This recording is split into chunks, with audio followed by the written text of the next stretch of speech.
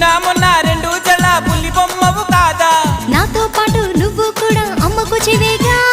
బయట వేసి వెయ్యంగానే వయ్యారం ఎందుకే భామ కొంటి చూపులు ఎక్కువాయి విసమొచ్చినందుక నడుము చిక్కెనే నడక మారెనే ఇంత లోపల ఏమి జరిగనే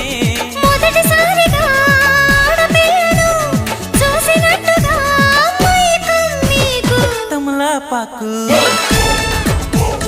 నమలి సొక్కు